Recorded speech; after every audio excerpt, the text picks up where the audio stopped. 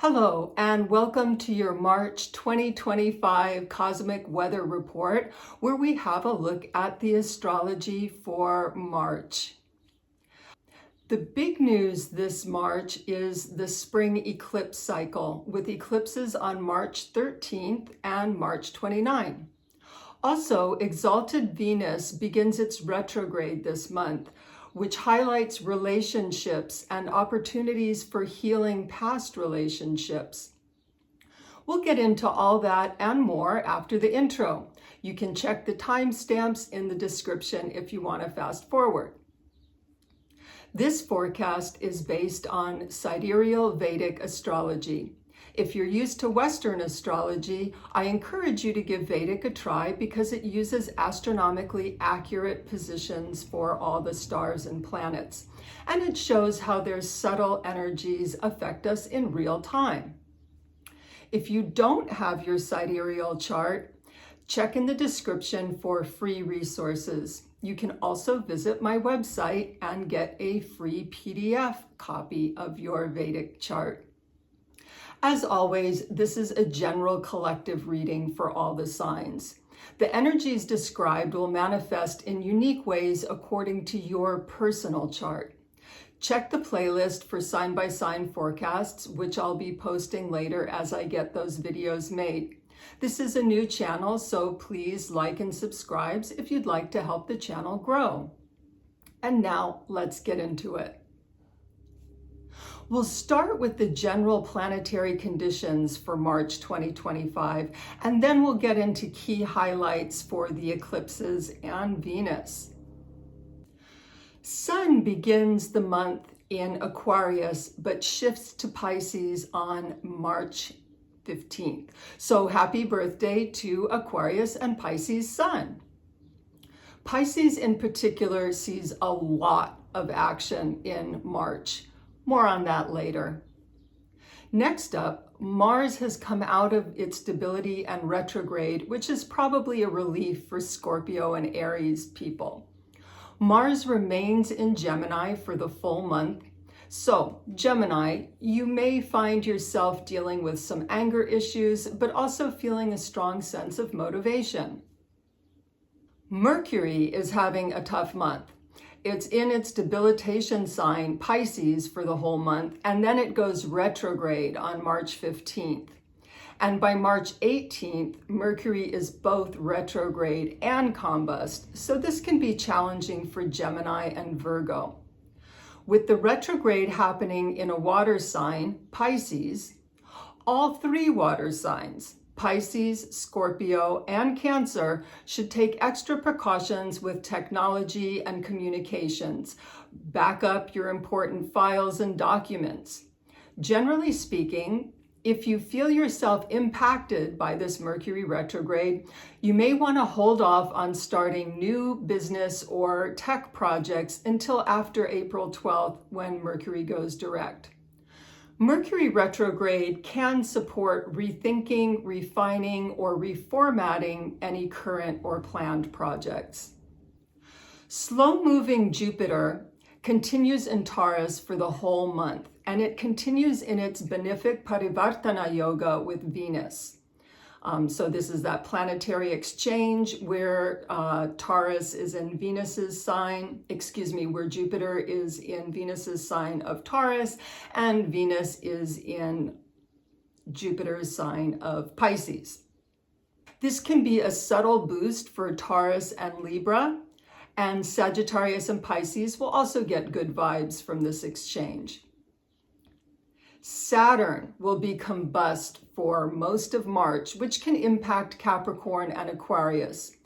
Guard against burnout, and all the signs should be on the lookout for sluggish digestion. If this is an issue, you can drink Ayurvedic tea made with cumin seed, fennel seed, and coriander seeds. This will help your digestion in a really easy and gentle way. The combustion ends on March 30th when Saturn transit into Pisces. This is a big energetic shift. Saturn has been in its own sign of Capricorn and Aquarius, so it's been super strong for the past 5 years. Saturn's transit into Pisces is going to give us a softer, gentler side of Saturn. If you have Aries moon, you'll be starting the first phase of Sadhesati, which is a 7.5-year initiation into Saturn's wisdom. If you have Pisces moon, you're headed into your peak Sadhesati. And you could be feeling a lot of intensity from having this Saturn transit over your natal moon. And you may want to check out the planetary mantras video to help support this Saturn initiation. And the good news for Aquarius moon is that your Sadhesati cycle is going into its final stage. So, Venus, the planet of love, beauty, and relationships. It's both exalted and retrograde for pretty much the full month of March. This is going to affect all the signs in different ways, but definitely expect a focus on relationships. This retrograde energy may highlight repeating patterns in your relationships, or it may reconnect you with someone from your past. It can also support healing past relationships that still affect you. Venus is conjunct the North Node, or the shadow planet Rahu, and she receives the aspect of Ketu, the South Node. So expect some deeply karmic relationship themes to surface in March. Especially with the retrograde, there's an opportunity for healing and transforming past relationship karmas. Rahu also creates future karma, so you may find yourself wanting a new relationship if you're single or getting into a new relationship. Since Rahu is a shadow planet, it amplifies desires for relationship. But remember that Rahu is malefic and full of illusions. So approach new relationships with caution. Rahu people aren't always what they appear to be on the surface. This combination of Rahu and Venus can bring lasting love, but it can also bring a connection that feels very intense, but then the energy changes when Rahu passes into Aquarius in May. So the big news this month is the spring eclipse cycle. Leo, Aquarius, Virgo, and Pisces can expect to feel it most intensely. The March eclipses have a transitional energy. The lunar nodes, Rahu and Ketu, remain on the Virgo-Pisces axis, but the eclipses themselves happen in the Leo-Aquarius axis. People in North, Central, and South America will be most affected by the lunar eclipse, as it's visible throughout the Americas. The solar eclipse is only fully visible in the Northeast United States and Eastern Canada. Virgo and Pisces may not feel this lunar eclipse as intensely as last year, but with 6 planets heading into Pisces for the March 29 solar eclipse, it's definitely going to affect Pisces. And Virgo is going to feel the effect by aspect.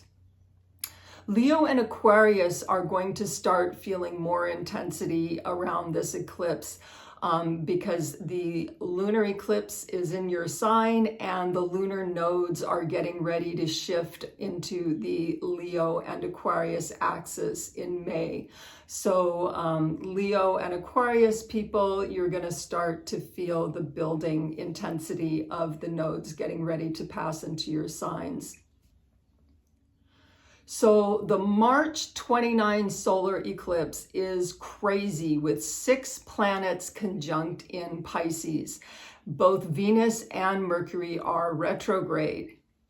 So this may really surface a lot of rethinking past relationships, rethinking your thinking about relationships. Venus is going to highlight relationship issues. The retrograde motion highlights karmic do-overs, past. recurring themes, recurring patterns. And then with Mercury also in retrograde, you may be rethinking relationships and even exploring how you think about relationships, and maybe even transforming how you think about relationships. So there's a lot of cosmic support at this time with regard to healing past relationships for all the signs, but especially for Pisces and Virgo people.